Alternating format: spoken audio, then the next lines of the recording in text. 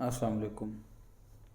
Second year का उर्दू का paper board में इसकी किस तरह मार्किंग होती है, आज हम इसको डिस्कस कर लेते हैं।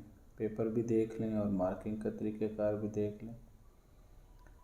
2-4 नंबर एग्रीगेट में ऊपर नीचे हो सकते हैं, मगर जो एक कॉमन साइकोलॉजी है वो यही है जो मैं आपको बता रहा हूँ कि अगर आपने पेपर को ठीक हल किया है तो आपके मार्क्स इसके करीब करीब भी आएंगे जितना यहाँ एग्रीगेट बनेगा। यहाँ सबसे पहले नज़म का ख़ुलासा दिया हुआ है, देख लें। 12-13 लाइंस का ख़ुलासा मौजूद है।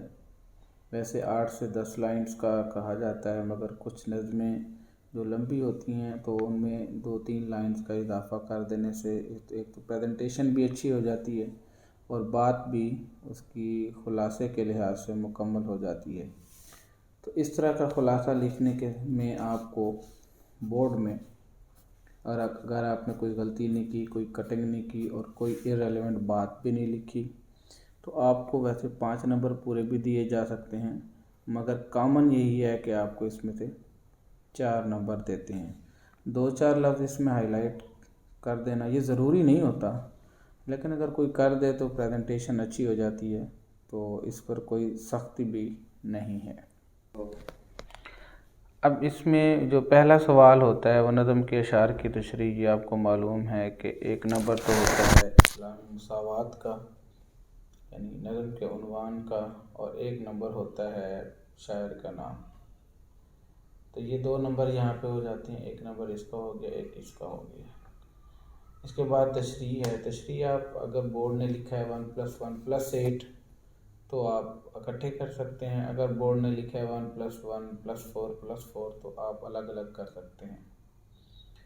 नज़म के अशार की तशरीह में मफ़हूम ज़रूरी नहीं होता। अगर कोई लिख दे तो ऐसा हर्ज भी कोई नहीं है, मगर बेहतर यही होता है कि आप डायरेक्टली तशरीह शुरू कर दें। यहाँ से थोड़ा सा आप मुसन्निफ़ के उसलूबी तारुफ़ की बात करेंगे और उस नज़म जो उस उन्वान से मुअन्वन है जिससे, उस पर भी बात करेंगे। उसके बाद उन अशार की तशरीह शुरू कर देंगे जो आपको बोर्ड में दिए गए हैं। 2 शेर होते हैं, इकट्ठे कर दें। अभी हवाला जात में देखें, शेर ऊपर नीचे दोनों मिसरे आपस में बराबर बन रहे हैं तो बहुत अच्छी प्रेजेंटेशन हो जाती है। देख लें, आप कोई इररिलेवेंट बात ना लिखें, कोई ऐसी बात ना लिखें जो बिल्कुल ही कॉमन है और जिसकी कोई सनद भी नहीं है। हवाला जात अच्छे हों, अच्छे अशार हों, कुरान से, सुन्नत से या बड़ी शख्सियत के अक़वाल से हवाला जात आप यहाँ पुर करें। और शेर अगर आप लिख रहे हैं तो अच्छे शुअरा के शेर हों और उनका मतन भी ठीक हो। फिर 3 से 4 पेज इसकी तशरीह दोनों की इकट्ठे की जाए तो हमें चाहिए होती है, और वो 3 पेज भी होता है, लेकिन 4 पेज मैक्सिमम, क्योंकि आपने टाइम भी मैनेज करना है। ये देखिए, यहाँ पे शेर के मतन को भी देखा जाता है, लफाती को, प्रेजेंटेशन को, ये सारी चीज़ें देखी जा रही हैं। और कोई भी इररिलेवेंट बात अगर यहाँ पर आएगी तो आपके नंबर यहाँ पे कट सकते हैं। तो 1 + 1 यानी 1 नंबर तो हो गया नज़म का उन्वान, 1 नंबर शायर का नाम, और 6 नंबर, 7 नंबर, 8 नंबर, 9 नंबर, ये मवाद के लिहाज से यहाँ पे तब्दीली होती है। तो इसने बेहतर मवाद लिखा है। यहाँ मुमकिन तो यही है कि वो आपको यहाँ 7 मार्क्स दे, लेकिन अगर उस कम अज़ कम भी वो देगा तो यहाँ ऐसे मवाद में 6 नंबर और देगा तो ये टोटल 8 हो जाएंगे। तो 8 नंबर ये आपको पहले सवाल के पहले हिस्से में कम अज़ कम मिलेंगे। ये कोई मैं कम ही बता रहा हूँ, वैसे 9 नंबर भी आपको मिल सकते हैं।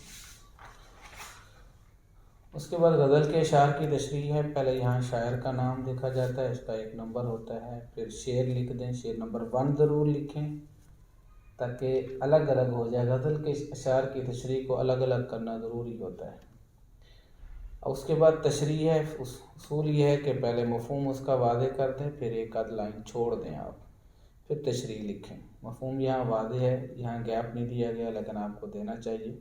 उसके बाद शायर का थोड़ा सा उसलूबी तारुफ़ भी आ जाए, और उस तारुफ़ के बाद मफ़हूम आपका बिल्कुल ठीक होना चाहिए।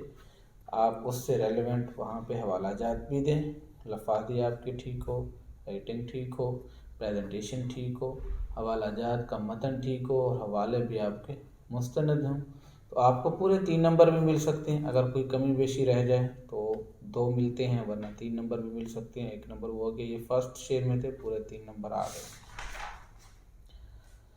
دوسرے شعر نمبر 2، یہاں پیچھے تھوڑا سا گیپ آ رہا ہے، کوئی حرج نہیں ہے، آپ دے دیں تاکہ پتہ چلے کہ اب دوسرے شعر کی تشریح شروع ہو رہی ہے۔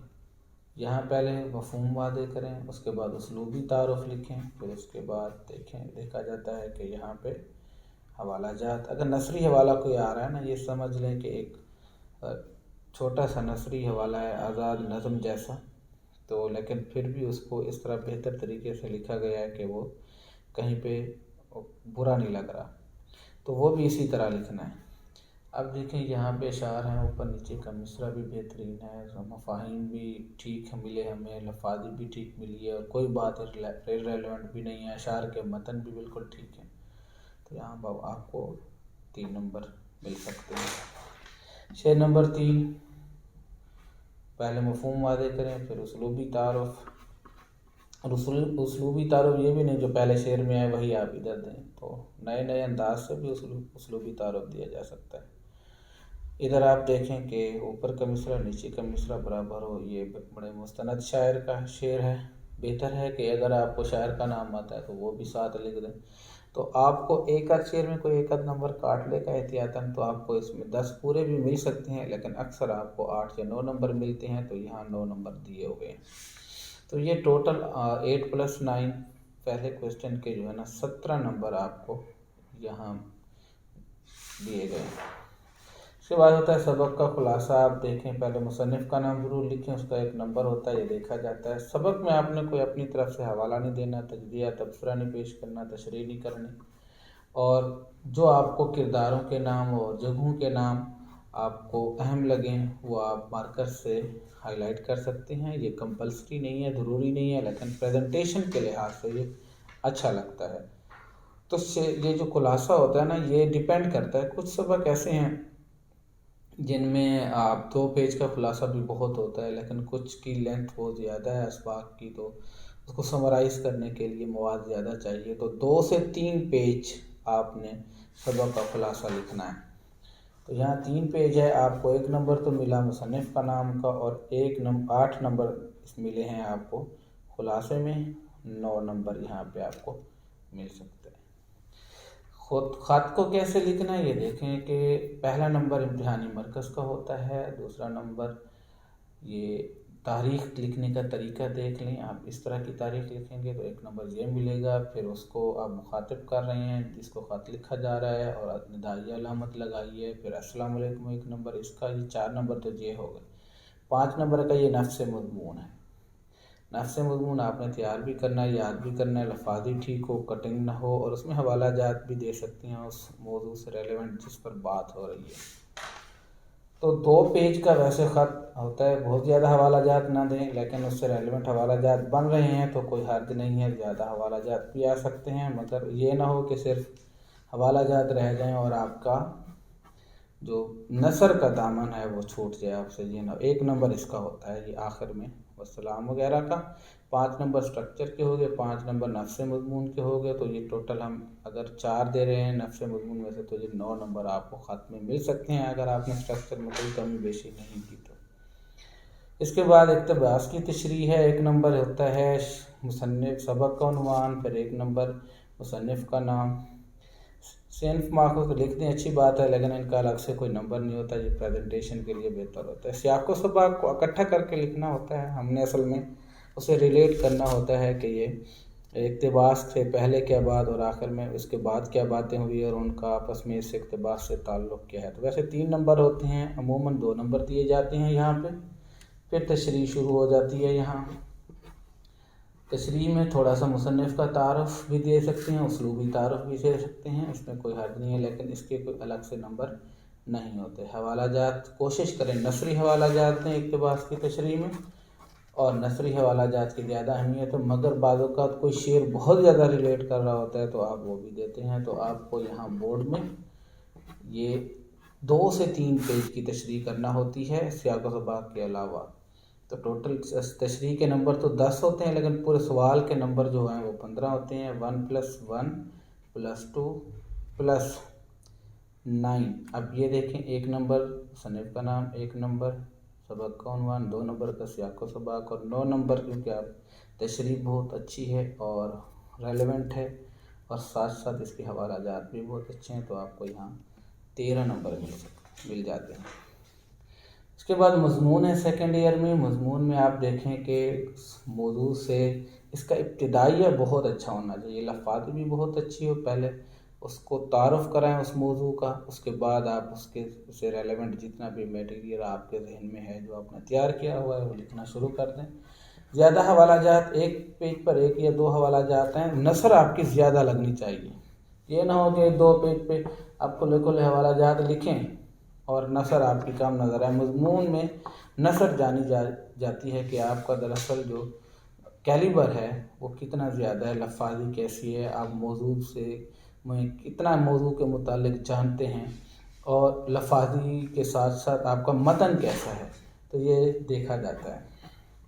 یہ دیکھیں، مضمون کے جو صفحات ہیں یہ متعین نہیں ہیں کتنے ہونے چاہیے، آخر میں آپ نے یہ سوال کرنا ہوتا ہے، 40-45 منٹ آپ کے پاس ہوتے ہیں، ٹائم میں جب مینیج کریں گے بتایا جاتا ہے کہ اس سوال کو اتنے منٹ میں آپ نے کرنا ہے۔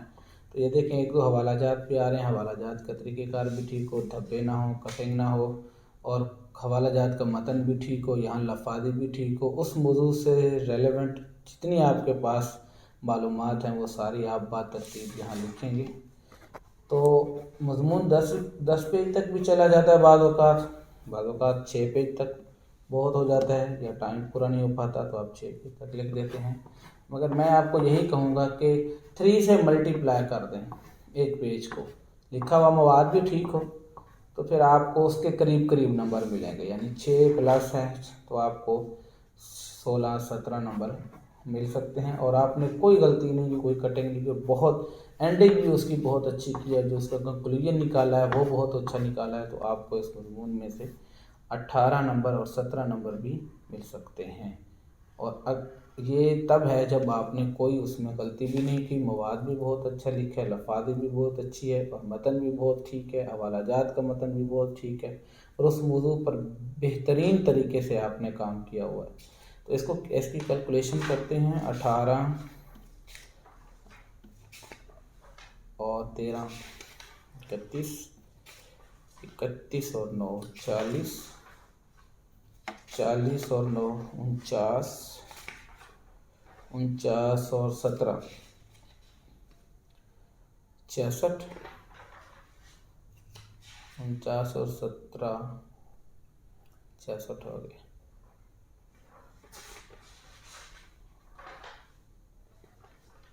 اور 4 نمبر اگر خلاصے کے ہیں تو 66 اور 4 70، اور 20 نمبر آبجیکٹیو کے، تو آپ آسانی سے یہاں پہ 90 نمبر بورڈ میں لے سکتے ہیں۔ یہ میں آپ کو کم از کم بتا رہا ہوں، اگر آپ کا پیپر بہت اچھا ہوا ہے تو آپ اس میں 94-93 نمبر تک بھی جا سکتے ہیں۔ یہ میں نے محتاط مارکنگ کی ہے۔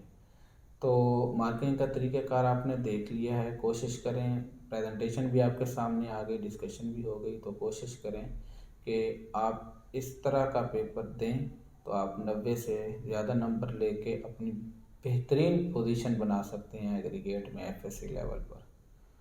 السلام علیکم ورحمۃ اللہ وبرکاتہ۔